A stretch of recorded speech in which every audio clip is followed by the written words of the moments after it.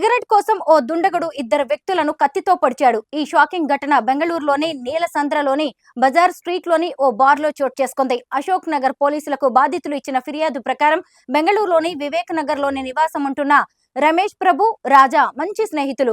Ramesh దోమలూరులోని IT సంస్థలో travel consultant గా ఉద్యోగం చేస్తున్నాడు. రాజా మరో ప్రైవేట్ కంపెనీలో ఉద్యోగం చేస్తున్నారు. వీరిద్దరూ సెప్టెంబర్ 9 సాయంత్రం 6 గంటలకు యశస్వి బార్ అండ్ రెస్టారెంట్ కు వచ్చారు. వారు మద్యం తాగుతూ ఒకే సిగరెట్ ఇద్దరు షేర్ చేసుకుంటూ ఎంజాయ్ చేస్తున్నారు. ఇంతలో ఒక వ్యక్తి రమేష్ ప్రభు వద్దకు వచ్చి వారు తాగుతున్న సిగరెట్ ను అడిగాడు. రమేష్ నిరాకరించాడు. కానీ ఆ వ్యక్తి మాత్రం ఇవ్వాల్సిందేనంటూ పట్టుబట్టాడు.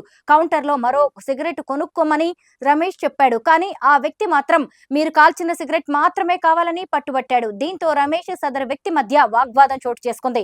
దుర్భాషలాడుకుంటూ ఒకరిపై ఒకరు దాడికి దిగారు. అనంతరం ఆ వ్యక్తి బార్ నుంచి వెళ్లిపోయాడు. అంతటితో గొడవ సెటిల్ అయింది అనే అందరూ అనుకున్నారు. కానీ అదే రోజు రాత్రి 8 గంటల సమయంలో రమేష్, రాజా బారు నుంచి బయటకు వస్తుండగా అక్కడే కాపు కాసి ఉన్న ఆ వ్యక్తి వారిపై మళ్లీ గొడవకు దిగాడు. దుర్భాషలాడుతూ వారిని రెచ్చగొట్టాడు. ఆ తర్వాత అతని వద్ద ఉన్న కత్తితో రమేష్ కడుపులో పొడిచాడు. అడ్డుకోబోయిన రాజాపై కూడా దాడి చేసి కత్తితో పొడిచాడు. తీవ్ర గాయాల పాలైన రమేష్, రాజాను స్థానికులు ఆసుపత్రిలో చేర్పించారు.